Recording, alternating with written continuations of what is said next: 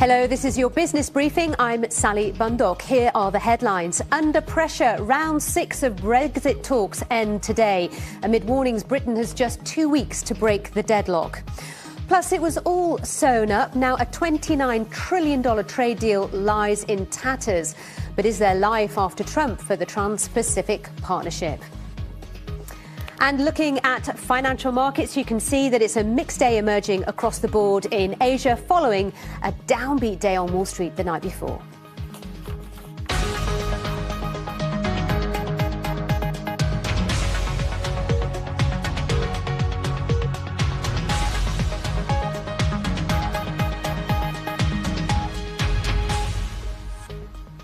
Good to have you with us. So let's start in Brussels, where EU and UK negotiators are about to wrap up the 6th round of Brexit talks.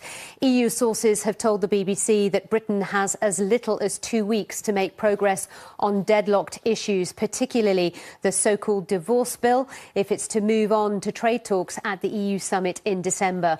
Meanwhile, former UK Prime Minister Gordon Brown has warned the UK may hit a crisis point next summer as it edges closer to Brexit without a deal, and held out the possibility that the UK may not leave the European Union.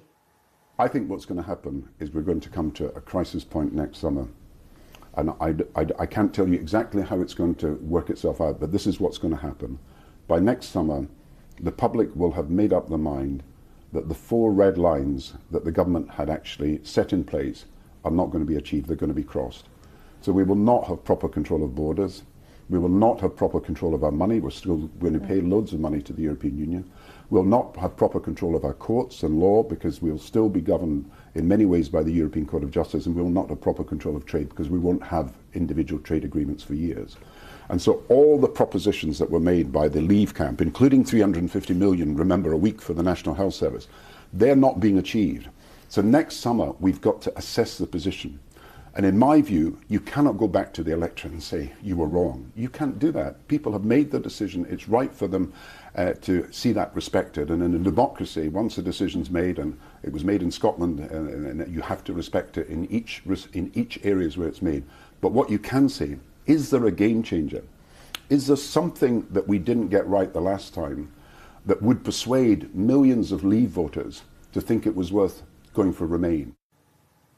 Gordon Brown there, another voice in this hot debate. Well, I'm joined by Dr. Elaine Fahy from City Law School. Good morning.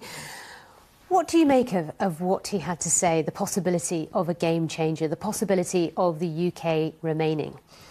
Well, there are lots of legal possibilities to extend the negotiation period for the UK to withdraw its notification. All of these things are legally possible. But from a short-term perspective, there's a huge question about how to mount this gap between the phase that we're in now of the negotiations and to move onwards to phase 2 of the negotiations. Well, the European Union is putting the pressure on the UK, saying, you've got 2 weeks in order to get to the next step so that we can discuss trade. But the problem is the real sticking points, i.e. the question of Northern Ireland, the divorce bill and movement of people. I mean, there seems to be very little movement on those or agreement on those. Well, there's still huge legal stumbling blocks remaining as to how to deal with any of these questions. The European Parliament has just rejected as of yesterday the UK's latest issues as to the citizens' rights. The Northern Ireland Customs Union issue has just come to the table, where the EU has said Northern Ireland must remain within the Customs Union. So at every stage there's an enormous gap still to be bridged.